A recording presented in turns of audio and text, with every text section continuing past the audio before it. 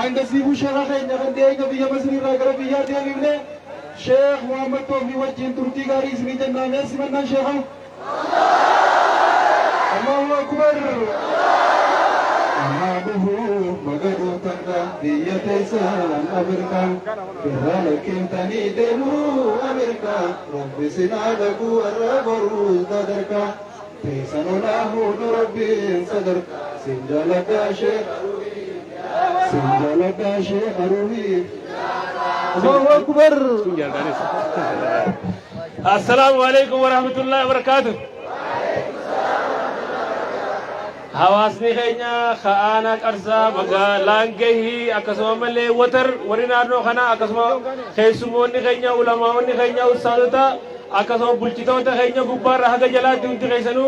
غلطوما غمچو ارانتنا أبا خينا شيخ خينا برسيسا خينا شيخ خينا عالم مفتي بيا خينا شيخ أبو وتر غمچو ساسيتر غمو خيسنيم هنتي خيسنو بغمدن بغمني سنينجي چارا ونين غباب سيسر دبچو فدو duraan dursee sheekh keenya sheekh Jamaal Ali Jiitii fi warra waan kanarra tattaaffii godhe rabbiin darajaa kana gubbaan rabbi isaanii haa dabalu amiin jaame kana gubbaan rabbi qabeenya isaanii keessa barakaa rabbi haa buusuuf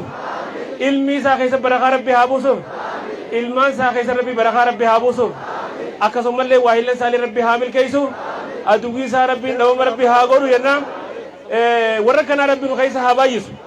warra kanaa warra ulamaa yaada warra diinii dhaabbatu warra kanaa hawaasa keenya keessa rabbi haa baay'isu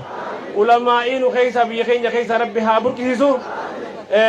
asumaan kana jechaadha gabaabsee wanni dhaamu barbaadu biyya masriitiin tu'ee yeroo amata 8 gahu waa hedduudhaan achitti baree wanni biyya keenya kana keessa zamana kana biyyi ormaa hedduu firaqaatu heddummaata warra maqaa nama baasee maqaa nama balleessu hedduutu heddummaata biyyi keenya kun xiqqishu irra wayyaa biyyaati waa'ee gara firaqaatiin irra wayyaa biyyaati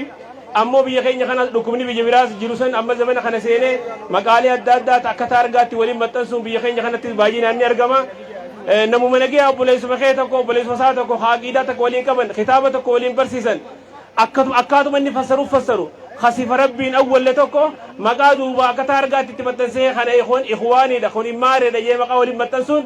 waan biyya biraatti akka siyaasaan namni itti fayyadamu biyya kana namni aqiidaa godhee akka aqiidaa fakkeessee oofaa jira biyya kana keessatti kanaaf wanni kuni siyaasa beekuu qaba namni waan akka ikhwaana jennu kun ikhwaanni biyya biraatti paartii siyaasaa hizbii siyaasaati malee hizbii aqiidaati miti warra kursiidhaaf deemu aangoodhaaf deemu biyya keenya namni nama tokko obboleessuma isaa sheekuma akkasaa kitaabuma akka inni fassaru aqiiduma akka inni qabu wahuma yaada wallabaniif yookiin wanta kana walii galuu isa duuba akka taa argaa makiinaadhaati duubarraa inni ikhwaanaa inni kun mubtadi'aa yookiin daallu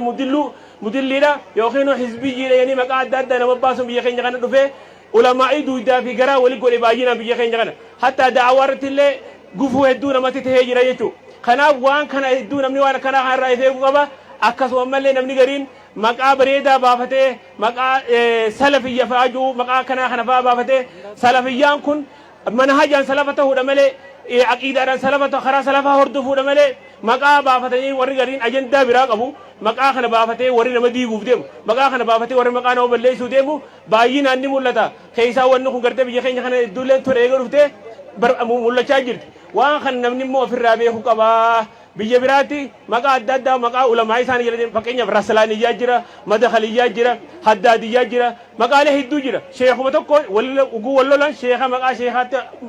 bahanii cibaan baay'inaan karoorri isaanii nama biyya keessatti ta'asiira qabu nama biyya keessatti dhageeffamtii qabu nama biyya keessatti ulamaa biyya keessatti jijjiirama fidanii yaadamu irra duuru abalu kun mubtadi'ee abalu kun daallu mudilli jedhanii nama silaa biyya bu'aa buusu tokko maqaa balleessuudha baay'inaan ulamaa ta'anii dogoruudha ulamaa arrabsuudha kana umma durallee ulamaa hedduu irraa haasa'u jirti kana hedduu irraa haasa'uun barbaadu ammoo namni duudaa fi garaa ulamaa wali godhu namni ulamaa irratti duulu ulamaa maqaa balleessu ulamaa ahlus sunnaadha ulamaa aqiidaa tawhiidaa qabdu biyya teenya tawhiidni irraan tan seenne sheekh abdallaa Tuqoorraa eegalee ulamaa meeqaatu wareegame hedduutti kafalu ture sheekha keenya shee Adam Tuulaa faatu umrii isaanii irra fite aqiidaan harini guyyaa keessaan dhuftu aqiidaan tawhiidaa duraan ulamaa wareegame gurguddaatti kafalan warra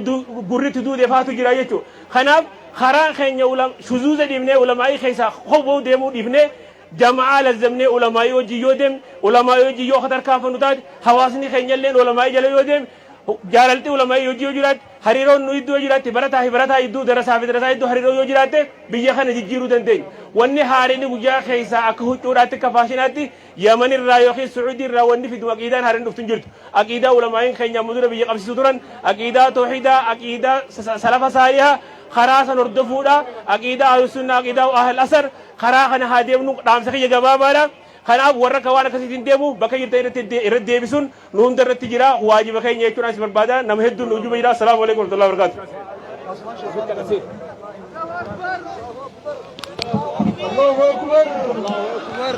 Allah Sheikh Isin Nurra. Asuman Sheikh keenya kabajamaaf jaalatama abbaa keenya barsiisaa keenya Sheikh Usman Durri bakka kana jira. Isaan afeerree Sheikh Ahmad Arroilee itti aansineesh obboleessa biyya munshid eenyuutan Najjaash Muhammad itti aansina